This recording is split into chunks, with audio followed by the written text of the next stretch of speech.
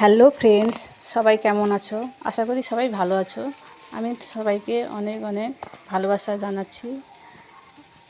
দেখো, আমাদের বাগানে অনেক টমেটো হয়েছে, তাই আমি ভাবলাম টমেটো দিয়ে কি করা যায়। তাই আমরা তো বাজারে সস খাই, আজকে আমি ঘরে বানাবো টমেটো সস। কীভাবে তৈরি করা হয় তোমাদেরকে দেখাবো আজকে। চলো দেখাচ্ছি। আমি টমেটোগুলোকে তুলে নিয়ে এসে ধুয়ে ফেললাম, ধুয়ে কাটলাম, কেটে সেই বীজগুলো আমি বের করে ছেঁকে নেব, বীজগুলোকে দেবো না।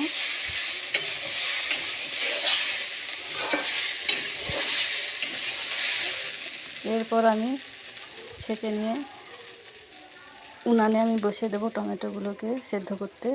সেদ্ধর সময় আমি নুন দিয়ে দিয়েছি। তারপরে আমি দিলাম এখানে পেঁয়াজ কুচি, রসুন, গোটা রসুন, আদা কুচি, তেজপাতা ও লবঙ্গ আমি একসঙ্গে দিয়ে ভালো করে সেদ্ধ করে নেব আধা ঘন্টা মতো।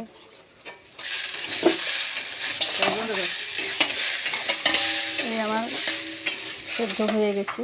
এবার ওকে ঠান্ডা করে আমি একটা নেট নিয়েছি, তাতে নেটে ছেঁকে নিয়েছি। তারপর আমি আবার উনানে বসিয়ে দিলাম, তাতে দিয়ে দিলাম 250 মতন চিনি, 3 চামচ মতো ভিনিগার